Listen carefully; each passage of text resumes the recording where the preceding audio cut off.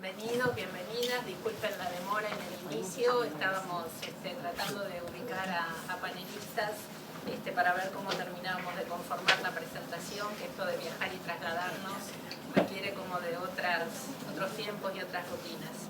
Queremos darles la bienvenida a este evento en el que celebramos la producción escrita e impresa de un colega a quien muchos y muchas de quienes estamos hoy aquí apreciamos y respetamos, y agradecerles que nos acompañen en esta reunión para participar del encuentro, y lo mismo a quienes integran el panel por haber aceptado esta invitación. La primera vez que leí algo escrito de Sebastián Fuentes fue su currículum en el año 2008 o 2009, hace mucho más de 10 años. El Grupo Viernes, dirigido por Guillermina Tiramonti, buscaba incorporar un becario, un asistente de investigación, y la trayectoria de Sebastián Fuentes, en lo que su CV mostraba de ella, nos invitó a sumarlo. En ese momento pensamos que con él nuestro grupo incorporaría otras visiones. La capacidad intelectual y de trabajo de Sebastián, además de su modo de ser, lo involucró de modo protagónico en tareas de investigación, de formación y de cooperación en esta sede y en otros ámbitos. Sebastián es, en el modo en que eligió presentarse en su libro, investigador del CONICET con lugar de trabajo en el programa Educación, Conocimiento y Sociedad del área de educación de la Flaxo. Se desempeña también como docente e investigador en la UNTREF.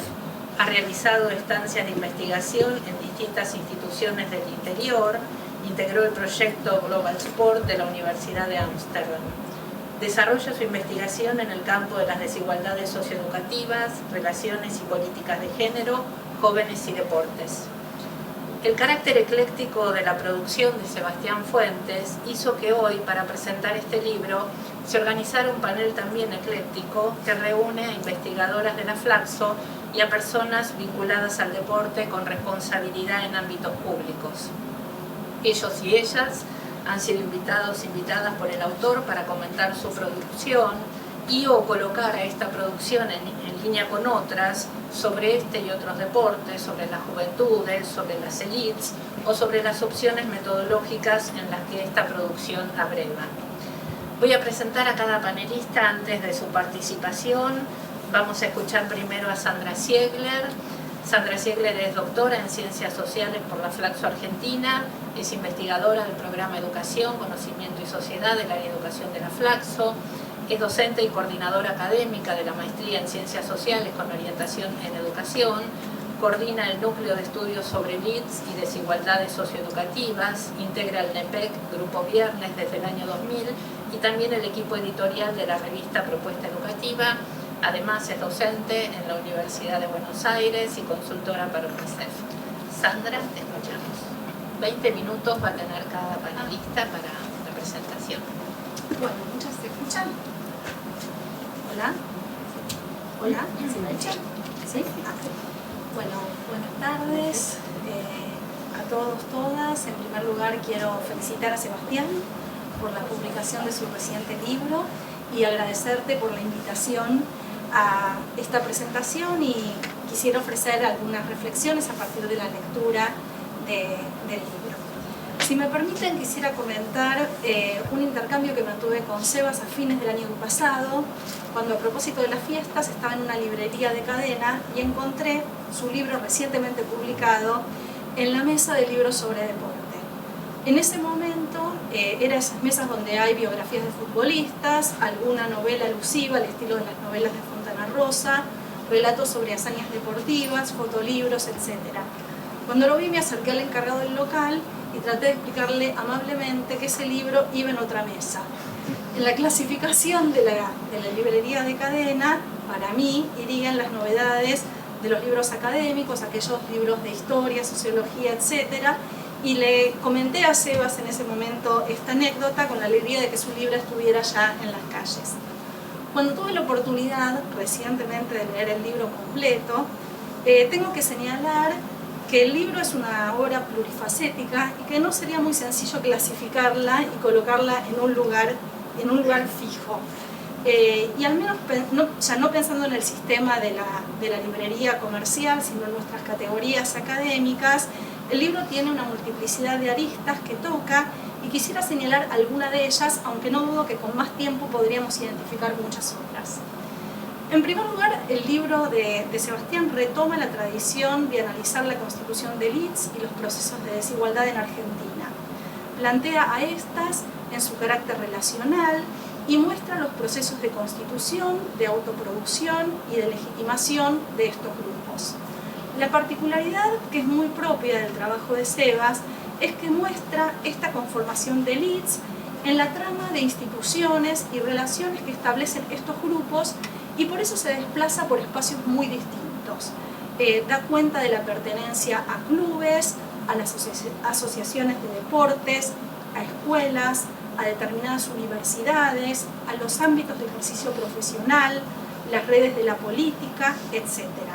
En esta trama, él muestra el modo en que estas élites circulan, se constituyen, acumulan capitales, se relacionan según parentesco y sobre todo cómo se van transformando a lo largo del tiempo.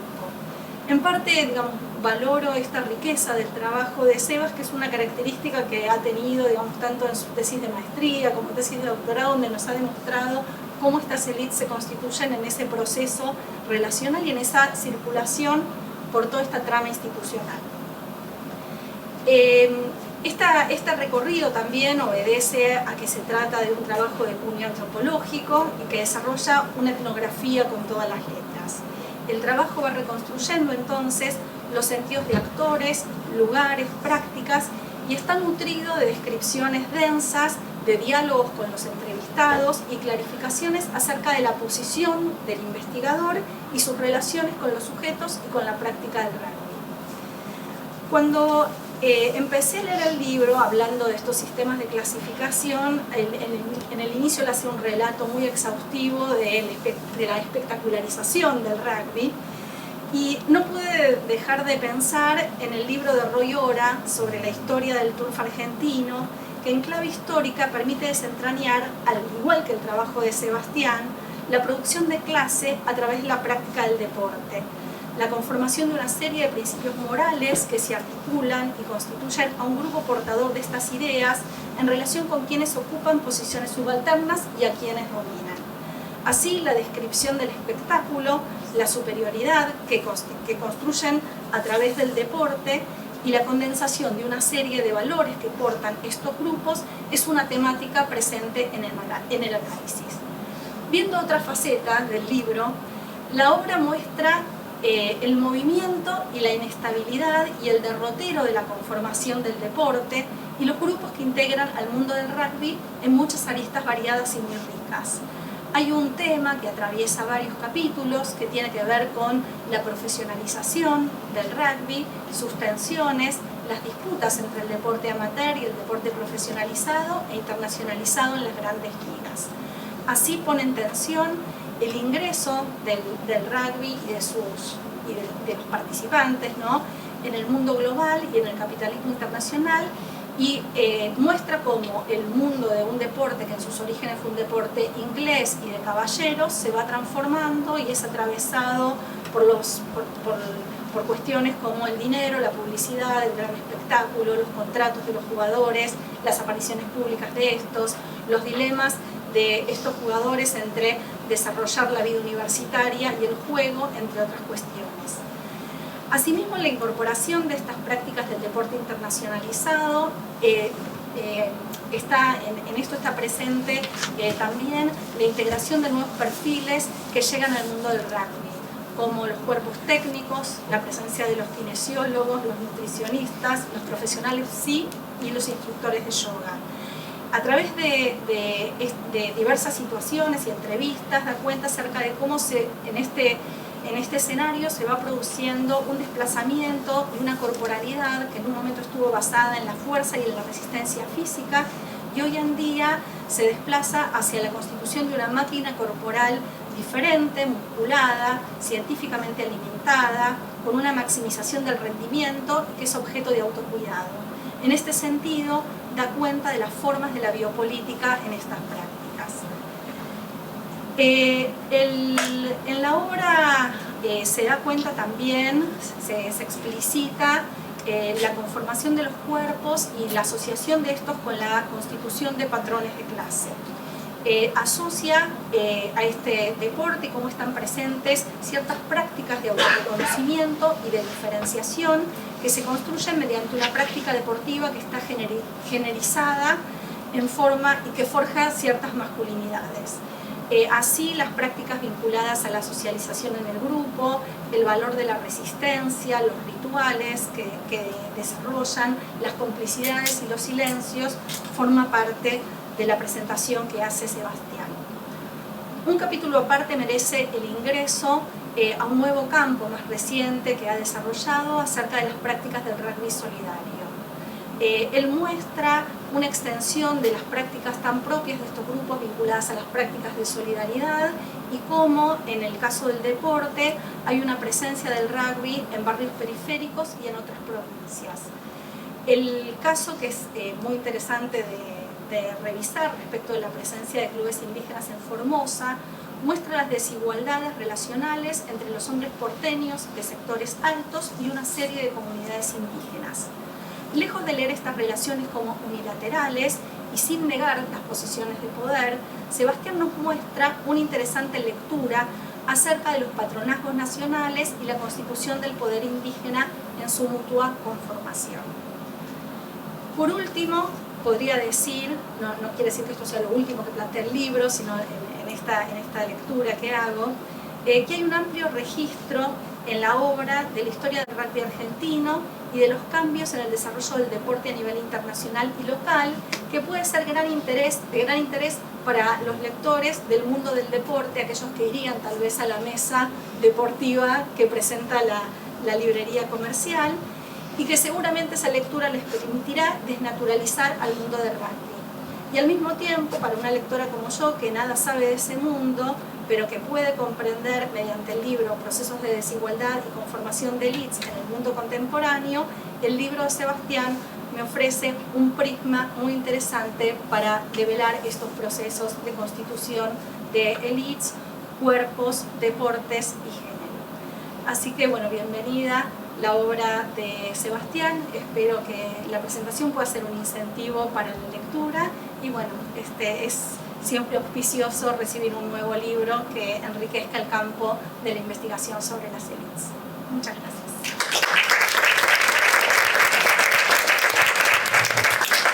Gracias, Sandra. Quienes conocen a Sebastián saben que leer a Sebastián es un trabajo arduo, no solamente por la densidad de su escritura, sino también por la extensión de la misma. En la biblioteca agradecían mucho que ya haya ejemplares de este libro y felicitaban el encuentro. Bueno, vamos a escuchar ahora a Nathalie Buex. Nathalie es doctora en Antropología Social, recibida en París 3 de la Sorbonne Nouvelle. Es investigadora del área de Antropología Social y Política e integra el ICSAL, el Instituto CONICET de la Flaxo. Es docente y directora académica de la maestría en Antropología Social y directora del Laboratorio de Antropología Aplicada y Políticas Públicas. Te escuchamos, Nathalie. ¿Se escucha? Sí. Bueno, agradezco mucho, primero y antes que nada, a la invitación que me hizo Sebastián. Soy antropóloga, así que voy a hacer una lectura más antropológica de ese trabajo, que efectivamente fue extenso y muy denso. Primero, realmente me parece fantástico que se haya escrito un libro y hecho todo un trabajo de investigación sobre las élites. En Argentina hay muy pocos trabajos hechos sobre las élites y los grupos sociales. En general, nuestros estudiantes se abocan más a estudios más de poblaciones subalternas. Entonces, es algo siempre muy interesante descubrir que alguien haya tenido las ganas de ir y de trabajar en un círculo que es extremadamente difícil.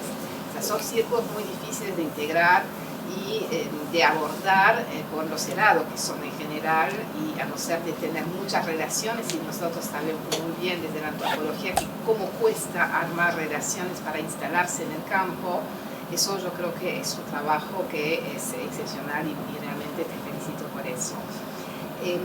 Lo que a mí me ha interesado en el libro, y no voy a repetir lo que dijo Sandra, porque mucho de lo que había notado tenía mucho parecido a Sandra, yo creo que hay dos puntos que me parecieron realmente fantásticos del libro y que permiten desarrollar una reflexión muy interesante, vinculada mediada por el rugby, aunque creo que el rugby es simplemente un espacio particular de expresión de una realidad social que viven los jóvenes de las élites.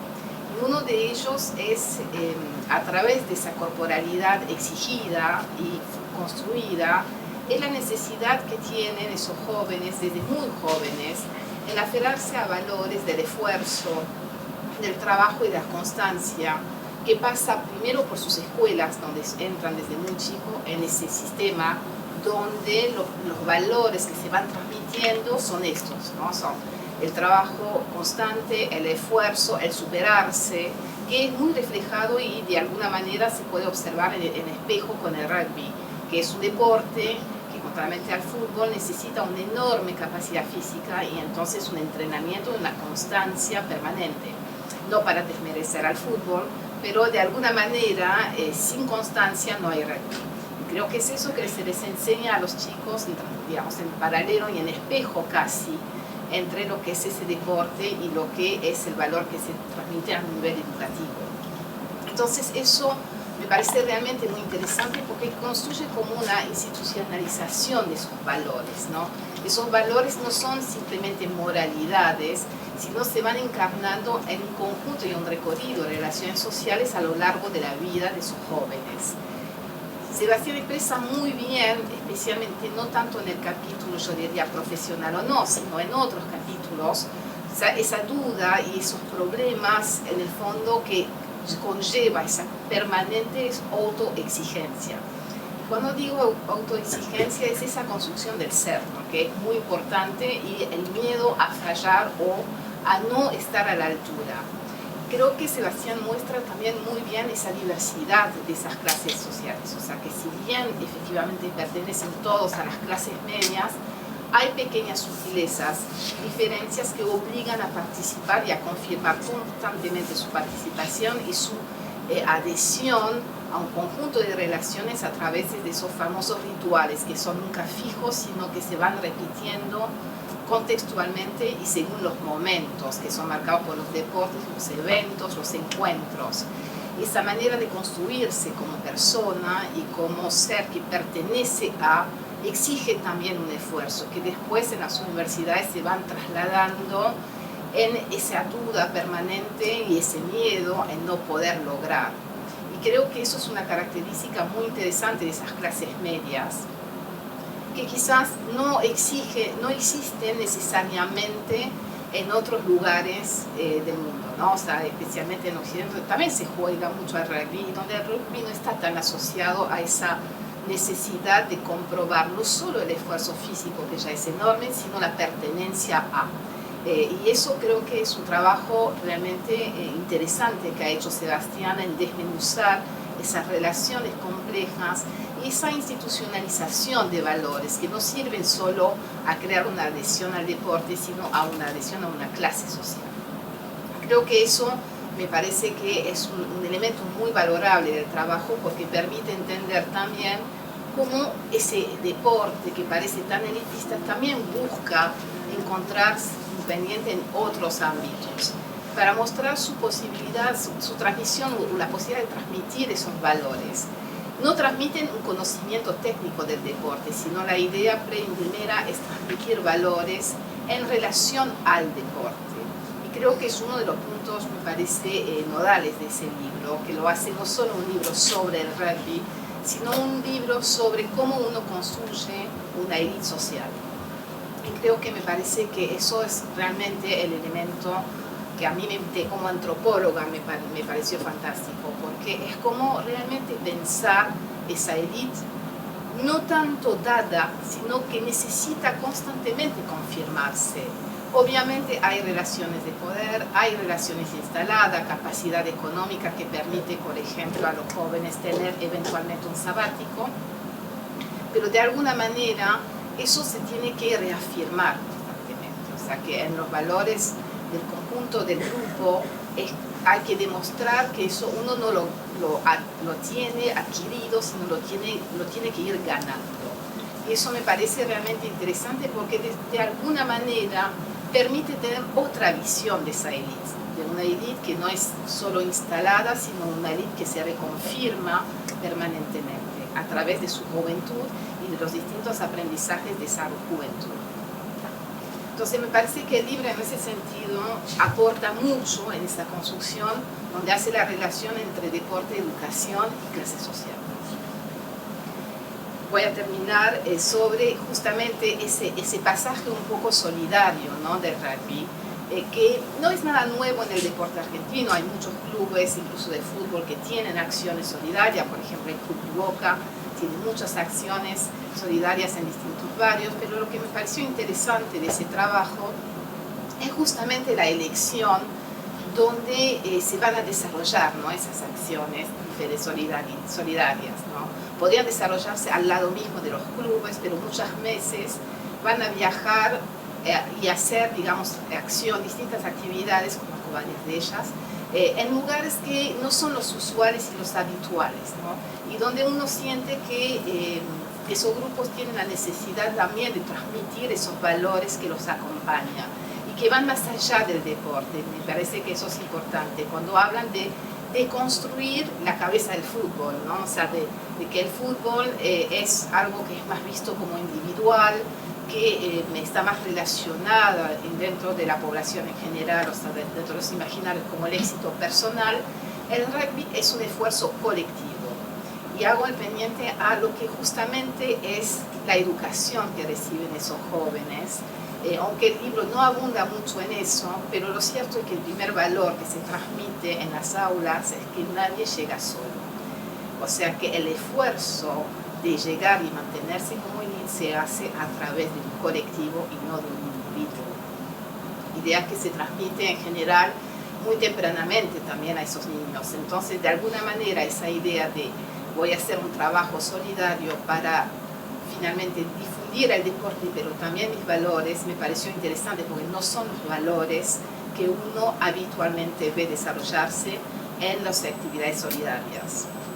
Entonces me parece realmente interesante porque no es solo trasladar la élite, como bien lo muestra Sebastián, es como trasladar una idea de sociedad.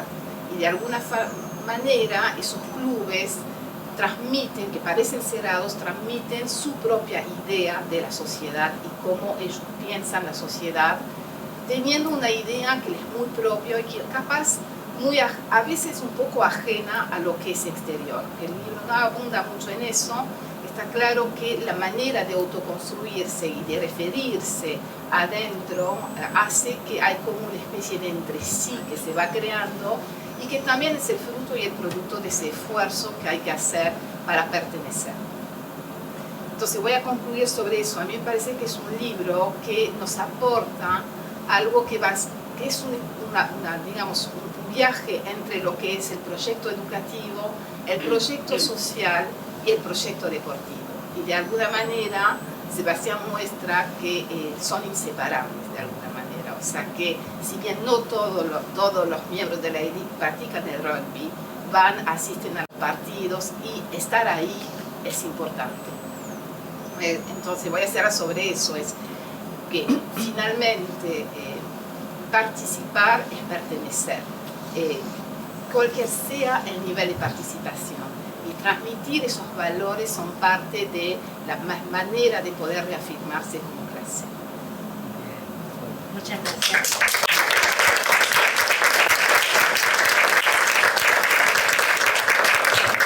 Bueno, gracias Natalie también por invitar a la lectura del libro desde otras perspectivas y con otros intereses y preguntas. Vamos a invitar ahora a Jorge Búsico a sumarse a la mesa y a Sebastián Fuentes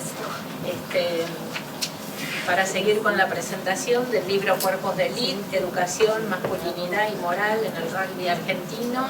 El libro no es un libro suelto, integra la colección Miradas Antropológicas de Prometeo Libros. Bienvenido Jorge. Hola, muchas gracias. Gusto. Perdón que llegué tarde. Pero llegaste. Sí. El tema ya es la segunda vez que me pasa que leerlo, tengo una hora registrada y eso. Bueno, la pandemia nos disculpa, la pandemia nos disculpa. No, la edad esas más que la cosas. pandemia. Bueno, Jorge Búsico comenzó en el periodismo deportivo en la agencia Noticias Argentinas, fue redactor de la revista Goles Match y de la agencia DIN, fue jefe de deportes de los diarios La Razón y Página 12 y prosecretario adjunto de la sección Deportes en Clarín, creador de la columna Tercer Tiempo. Cofundador y director de la Escuela de Periodismo de Portea, es autor del Rugido, Sudáfrica 1965, el nacimiento de los Pumas, y coautor de Ser Puma, la apasionante historia del seleccionado de rugby argentino y de deporte nacional, 2 siglos de historia. Tuvo a su cargo la cobertura como enviado especial de varios mundiales de rugby en los años 99, 2003 y 2007, acompañó muchas giras de los Pumas y participó también en el Mundial de Fútbol de 1998 y de acontecimientos como el Roland Garros y Wimbledon. Te escuchamos, Jorge. Muchas gracias. Gracias, Sebastián, por invitarme.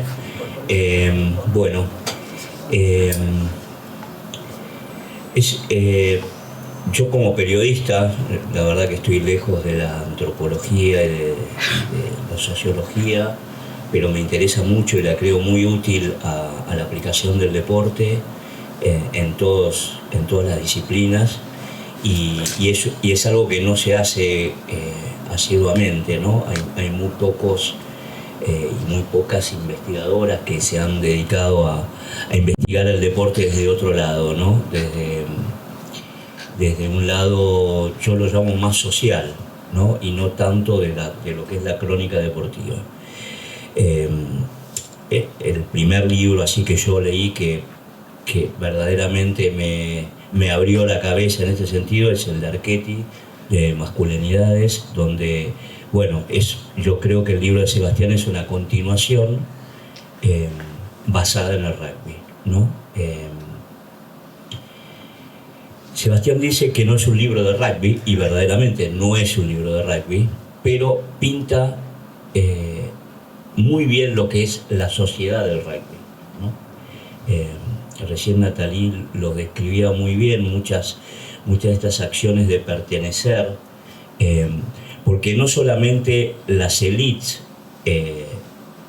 pertenecen al rugby, sino los que no son élite quieren llegar a pertenecer a esa élite a través del rugby, ¿no? Se da esto de donde equipos no de los tradicionales minimizan o discriminan a equipos más chicos, ¿no? O de villas, que hay un montón, o de barrios carenciados. Hay una cultura en el rugby donde está esto que recién decía Natalie, que para mí es perfecto, que es pertenecer. Y en esa pertenencia entran un montón de cosas. Están los cuerpos. Cuando yo jugaba al rugby, Sebastián ahí habla mucho de mi club, que es Cuba, que es casi como una muy buena vidriera de todo lo que él quiere mostrar.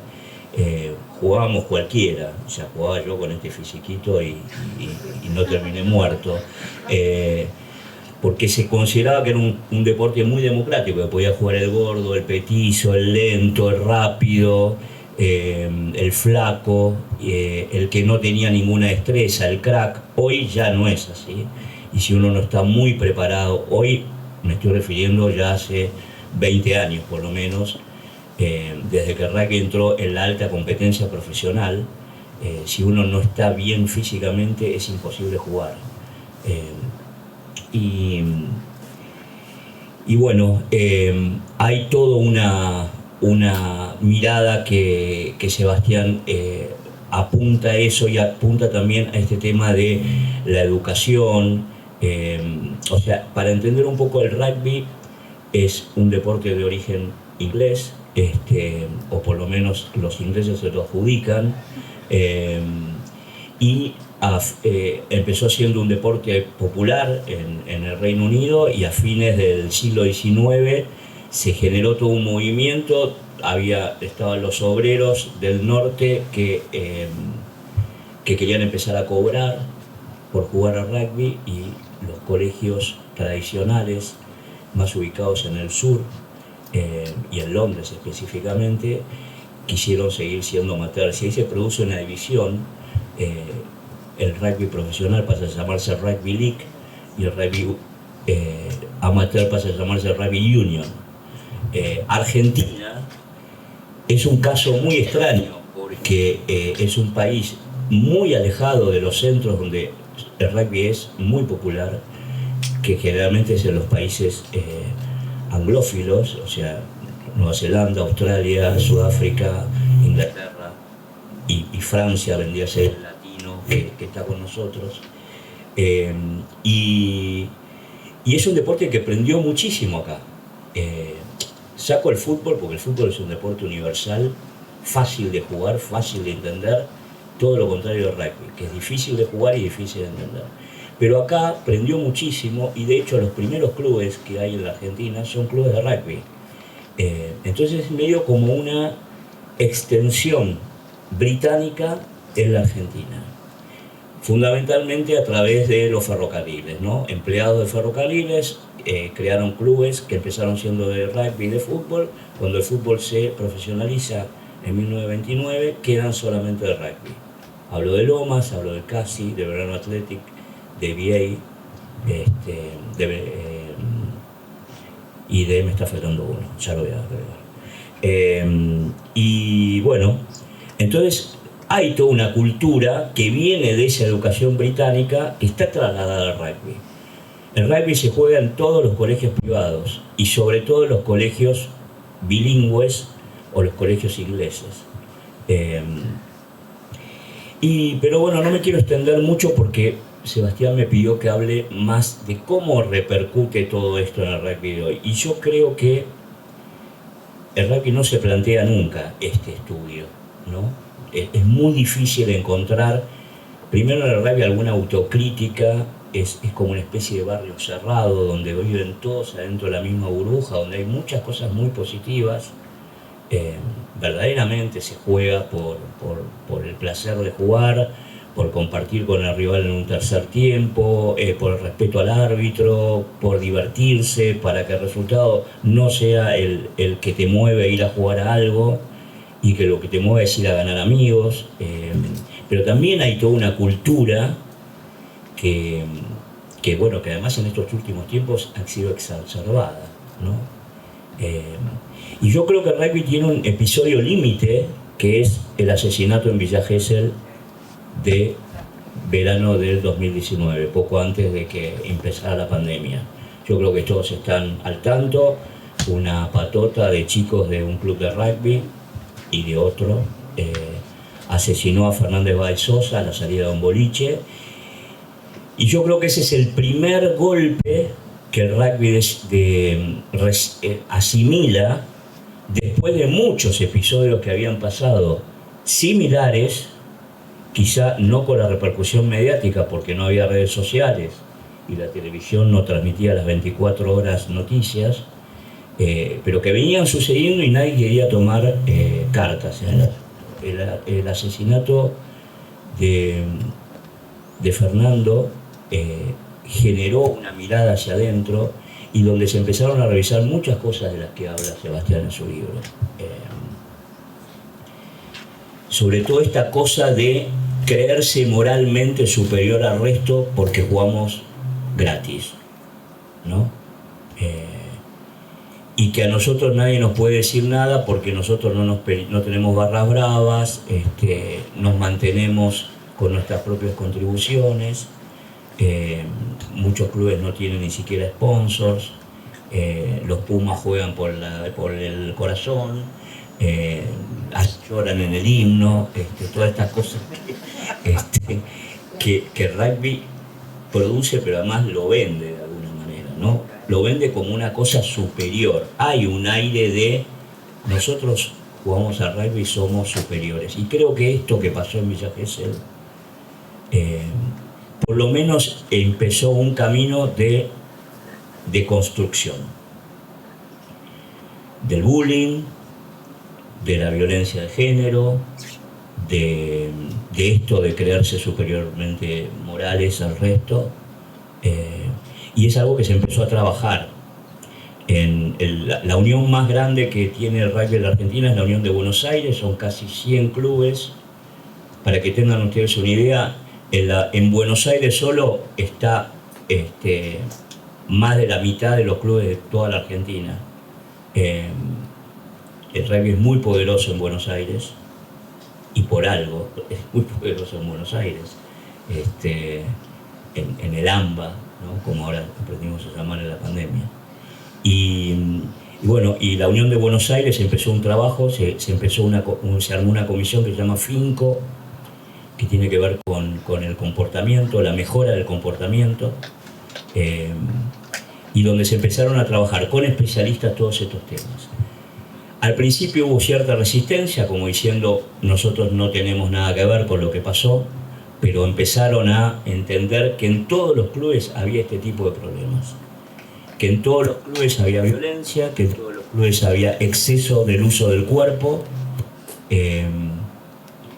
que se hacía gala del uso del cuerpo para golpear a otras personas fuera de los clubes, el exceso excesivo de drogas, de alcohol y de las consideradas ilegales. Un combo bastante complicado para lo que el rugby muestra, ¿no? Y bueno, y después de lo de Villa Gesell vino el episodio, no sé si ustedes lo recuerdan, de los tweets, viejos tweets de los jugadores de los Pumas, donde también la UAR, la Unión Argentina de Rugby, tuvo que empezar a ver qué pasaba, porque entre otras cosas perdió un montón de sponsors. Y los sponsors son los que aguantan en la competencia profesional. Entonces se armó una comisión que se llama Rugby 2030, que apunta a formar al rugby del 2030 con valores distintos a los que se viene formando el rugby acá, que ese es mucho más difícil porque hay mucha resistencia a los clubes creen que ellos lo forman bien, y la verdad que hay una parte que es muy sana, pero también hay esto típico de estas elites, la negación, ¿no? No poder ver lo que pasa o creer que lo único malo está afuera.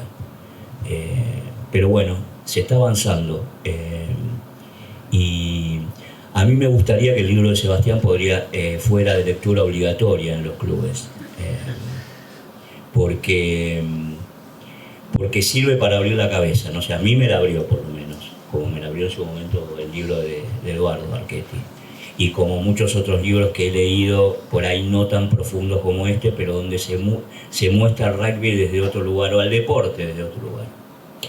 Así que yo no soy un simple periodista, no tengo una formación académica ni nada, pese a que dirijo una escuela de periodismo, pero soy periodista, y esto es lo que tengo para aportar, ¿no? Creo que a mí también me gustaría que lo lean los periodistas, ¿no?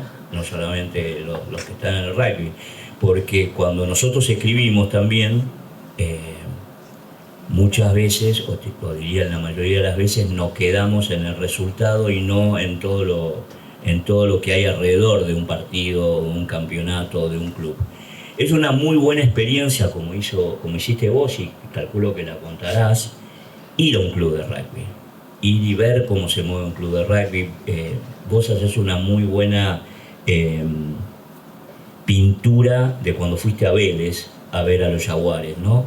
Y habrás visto que es un ambiente distinto al que va. No hay locura, es un ambiente muy familiar, es familiar verdaderamente, hay mucha participación de las mujeres, ahora las mujeres están jugando además, pero bueno, también es un ambiente muy machista, ¿no? Una de las cosas que más se está tratando de construir es esto del machismo, ¿no? Porque en el rugby no está todavía aceptado que jueguen las mujeres. De hecho, juegan en muy pocos clubes, y en los clubes importantes no hay rugby femenino. Cuando digo importantes son los que están en el top 13, porque así se llama el campeonato de URBA, que son los 13 mejores equipos, ninguno de los 13 tiene rugby femenino.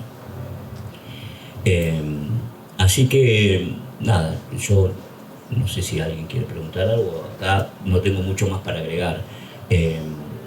Sí saludo, como hizo Natalia, la publicación de este libro. Yo hablamos en su momento y la verdad que cuando me vino a ver y me habías contado que habías estado en Cuba, que habías estado con Bernie Miggins, habías sido antes de la muerte de Bernie, y yo pensaba, ¿dónde se metió este hombre? ¿No? ¿Qué va a investigar acá? Y cuando me llegó, después te perdí el rastro, y cuando me llegó el libro, no lo registré. Y después cuando empecé a leer, dije, bueno, qué bueno. Y después cuando lo terminé de leer, dije, qué bien que alguien se haya ocupado de este tema. Así que bueno, nada más. Gracias. Gracias, Jorge, por tus aportes, por lo que nos traes. Yo me preguntaba por qué tienen nombre de felinos estos clubes. No sé si el libro lo dice. Sebastián, te escuchamos. Hay un brindis después de la presentación de este panel. Están todos y todas invitados. Hay una Porque vamos todos. A las chicas nos gustaba el tercer tiempo. Las chicas querían ir al tercer tiempo. Bueno, buenas tardes. Muchísimas gracias a todas y a todos por estar acá, por compartir este momento para presentar el libro y conversar y pensar juntos, juntas. Para mí, bueno, es un gran honor que hayan aceptado presentar el libro. Sandra, que es una colega referente de estos temas, a la que admiro y con quien tengo el placer de trabajar casi cotidianamente. Natalie, como una gran etnógrafa que también aceptó mirar desde la lente puramente etnográfica, antropológica al libro. Jorge Búzico, que nada, es muy humilde en su presentación, pero es un referente del periodismo argentino por su trayectoria y por el rol que ocupa desde hace mucho tiempo como formador de periodistas. Y Nancy Montes, que es una colega también muy cercana, con la cual tengo el lujo de trabajar cotidianamente casi. Y bueno, la verdad que les agradezco un montón eso, y a todos ustedes que están acá también compartiendo este rato. Voy a compartir algunas reflexiones a partir de lo que estuvieron planteando Sandra, Natalie y Jorge. Estar en Cuba, digamos, fue, como señalaba Jorge, estar en el club universitario de Buenos Aires. Significó para mí poder comprender no solo un grupo social, sino cómo, voy a decirlo así, cómo se produce la desigualdad social en la Argentina. Y llegué, mira qué casualidad que lo nombras, llegué de la mano de Bernie Miggins y de su familia. Yo era profesor en un colegio secundario a donde los Miggins enviaban a sus hijos a la escuela. Yo era profesor de ellos. Y bueno, y ahí en una escuela y en otra empecé a ver cómo el rugby era motivo de diferenciación, digamos, ¿no? Como por ahí otras prácticas sociales, pero ahí había algo distinto en un modo de moverse y de producir también el cuerpo, por los tamaños de los cuerpos, por la forma de los cuerpos, por los modos de expresarse, ¿no? Y eso me condujo a tratar de entender qué sucedía ahí, ¿no? Y por eso, digamos, la entrada educativa que tiene el libro es una entrada más viendo cómo la educación en la historia y también en el tiempo presente, pero sobre todo en el proceso histórico, iba de la mano con la producción del rugby como un deporte amateur, digamos, ¿no? En esto de, bueno, nosotros hacemos esto en nuestro tiempo libre, practicamos el deporte en nuestro tiempo libre porque nos dedicamos al colegio, a la universidad y a nuestras profesiones, ¿no? Y eso tenía como una explicación de mediano plazo, ¿no? Pensando en este relato mítico de origen del rugby inglés, bueno, cómo fue primeramente jugado por estudiantes, gente que estaba en un colegio, en un college, bueno, y ahí aparece esta asociación entre la educación como prestigio y un privilegio, porque no todos podían acceder a ella, y el amateurismo, digamos, que reivindica algo que para mí siempre estaba ahí, como aparecía como una especie de fantasma al que no le podía poner el nombre. Y una vez, una de mis directoras de tesis, que es Guillermina Tiramonti, me dijo, prestale atención al dinero. Diga, acá hay algo con la plata, ¿no? Hay algo ahí con la plata. Y hay algo de, bueno, de no hablar directamente del dinero, aunque se posea mucho. Digamos, de darle como un rodeo, moralizar la relación con el dinero, porque, bueno, uno puede tener a lo largo de la propia trayectoria de vida o del grupo familiar mucho dinero, poco dinero, digamos, eso puede fluctuar mucho, pero la distinción, bueno, hay que hacer que perdure durante mucho tiempo, durante generaciones, ¿no?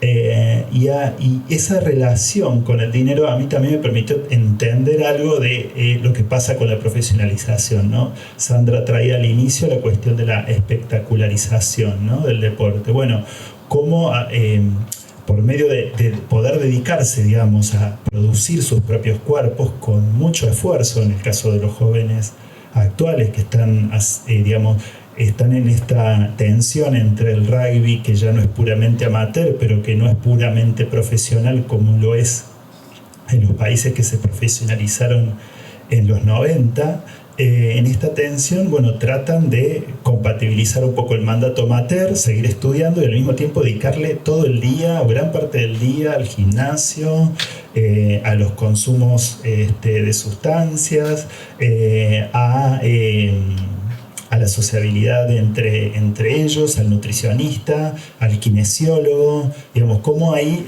aparece toda esa infraestructura, esa industria deportiva. Y bueno, los jóvenes ahí no son meramente reproductores, digamos, del mandato paterno o del mandato digamos, por así decirlo, del mandato capitalista puramente, sino que tratan como de lidiar un poco con esas tensiones, con los costos que sostiene de heridas corporales, ¿no? Bueno, de discapacidades que son históricas en el rugby, no son nuevas, pero eso sigue allí operando como riesgo, ¿no? Entonces ahí la mirada sobre los jóvenes, al menos la que busqué, fue que pudiera reflejar cómo se producían también a sí mismos en esas tensiones, en esos mandatos. Y algo parecido, digamos, acontece ahí una decisión, digamos, cuando estaba haciendo mi trabajo postdoctoral, digo, ¿cómo salgo también de este espacio social para ver qué función ejerce el rugby en otra clase, en otro territorio, ¿no? Y eso fue lo que me impulsó a ir a hacer trabajo de campo a Formosa y a ver qué acontecía con estos clubes de rugby. Allá son dos clubes de rugby indígenas que reivindican, digamos, la identidad indígena por medio del rugby. Y digamos, el interés de ir a ver eso tenía que ver con que el rugby viene atravesando un proceso de transformación que también es muchos más sectores, al profesionalizarse del deporte, muchos más sectores también aspiran a jugar en él, ¿no? Entonces ahí hay también una tensión que no es, digamos, estamos mirando al rugby, pero estamos mirando a la sociedad, ¿no? Estamos mirando cómo se tensiona, cómo se democratiza un deporte. Y ahí me interesaba ver también qué acontecía con estos sectores sociales, digamos, muy excluidos territorialmente, a partir también de las marcaciones étnicas indígenas que tenemos en la Argentina con nuestra sociedad urbana emblanquecida, digamos, ¿no? Y a su vez ir a ver cómo, bueno, son jóvenes y adultos, varones y mujeres, porque ahí sí practican el rugby femenino en el club indígena, también ir a ver cómo transformaban esa subordinación que viven en todos los ámbitos de su vida en un lugar para construir o reivindicar una historia indígena, una historia tobacón, una historia de fuerza, ¿no? Una historia también de resistencia frente a la sociedad blanca, ¿no? Y eso les permitió, imaginemos esto, ¿no? El rugby como un lugar donde les permite competir de igual a igual frente a una persona que no está en su situación de subordinación, blanco, profesional, que además posee mayor cantidad de capital económico, digamos, jugar en el mismo nivel. Y ahí también está algo que me ha pasado en algunas entrevistas a raíz del libro, que por ahí consultan y dicen, bueno, pero a vos no te gusta el rugby, o odias el rugby, o hiciste el libro para criticar a los rugbyers. Y ahí digo, yo planteo, no, bueno, es un deporte que, como vos decías, como también señalaban, digo, es un deporte que sí, que forma valores, digamos, que forma un espíritu de equipo, y eso que donde se encuentran las familias también, es un espacio muy interesante y productivo en términos sociales, pero bueno, también no solamente es un espacio de encuentro, sino también es un espacio problemático cuando decimos, bueno, educamos en valores, acá formamos en valores, y esos valores no son tan claros ni tan directos, ¿no? Digo, formar en la lealtad también es formar en la complicidad frente a la violencia que los varones ejercemos sobre otros, ¿no? Entonces hay que problematizar esas ideas morales de superioridad moral, porque justamente, enseñan que tu lugar en el mundo es el dominio del otro, ¿no? Y un poco la idea del libro era esa, digamos, tratar de comprender cómo ese mandato de superioridad moral, que también es un mandato de género, ¿no? De cómo ser hombre y cómo dominar el territorio, a las mujeres, al deporte, al propio cuerpo y a los otros, ahí, digamos, el mandato de dominio se expresa en esa masculinidad hegemónica en la cual son formados muchos de estos jóvenes que practican el deporte. Y sin duda yo veo últimamente lo mismo que señalaba Jorge, una autocrítica que aparece a partir de ese marcador que fue el asesinato de Fernando Báez Sosa en Villa Gesell, un proceso que yo diría interesante también de revisión de cómo se han ido formando, un proceso que también lo están como llevando adelante incluso otros referentes, ¿no? Que también otros referentes del mundo rugby que vienen planteando, bueno, acá hay algo que tenemos que revisar, ¿no? Y la verdad que eso también explica un poco el título del libro. Cuerpos de élite busca como reflejar cómo el cuerpo, digamos, como indicador de la clase social, ¿no? Ahora no solamente indica la clase social, sino que frente a las demandas de la profesionalización deportiva y la globalización de este deporte, también es un cuerpo de una élite propiamente deportiva, ¿no? De los que están, digamos, por así decirlo, en el top, que están en la cumbre de las jerarquías al interior del deporte, con todas las tensiones también que eso tiene, y también pensando en el resto de todos nosotros o nosotras que no practicamos el deporte, también cómo este es un espacio, un lugar, un dispositivo donde se producen lo que yo en algún momento del libro hablo como una élite soñada, ¿no? Las imágenes modélicas sobre el cuerpo, ¿no? Las imágenes modélicas sobre cómo ser varón, sobre cómo comportarse, ¿no? Que todas y todas en algún momento, bueno, incorporamos, digamos, ¿no? Porque las imágenes tienen esa pregnancia, ¿no? Son instantáneas, modelan también nuestros gustos y nuestros deseos, ¿no? Comparto estas reflexiones y ahora también, bueno, algunos agradecimientos, y les agradezco un montón la disponibilidad también para esto, para pensar juntos a partir del libro. Me honra, Jorge, que lo nombres a Eduardo Archetti, porque la antropología argentina, las ciencias sociales en Argentina, fue un gran referente, falleció antes de que yo me dedicara a la investigación. Un gran referente de la antropología argentina, latinoamericana, en la antropología europea. Las casualidades también, no sé, dicen. Eduardo Archetti fue director de Flaxo interinamente durante los años 80, y uno de sus primeros textos sobre fútbol está acá en la biblioteca, un manuscrito que se llama Futbolietos, que si mal no recuerdo es de 1984 más o menos, donde aparece trabajada la masculinidad sin toda la discusión teórica que vino después de los cantos que hacían los hinchas, ¿no?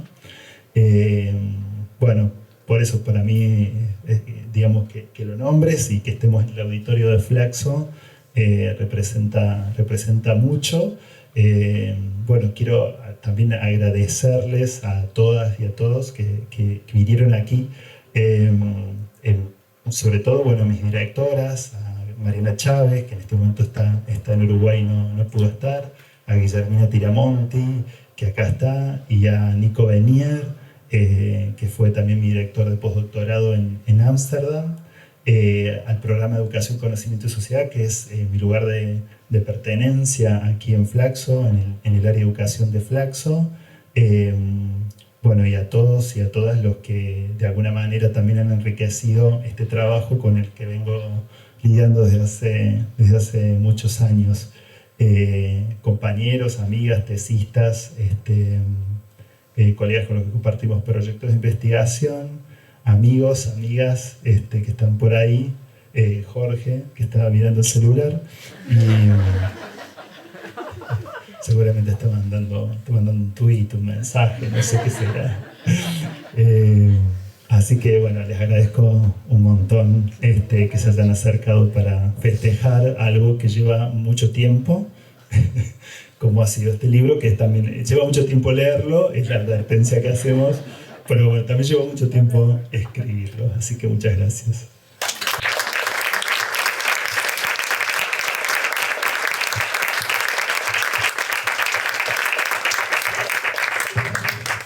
Felicitaciones, Sebastián, por este logro, por esta producción. Queremos invitarlas al brindis que está saliendo a la izquierda. ¿Todo bien? Sí. Si quieren compartir un vino de honor por la producción. Bueno, nos vemos. Gracias. Sí, gracias.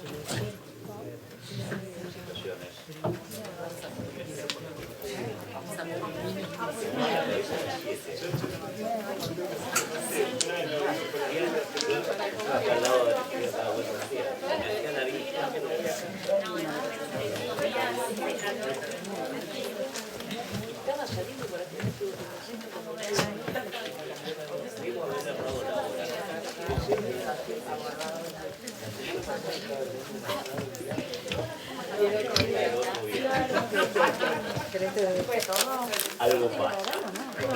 Te doy bolsita. Gracias a vos.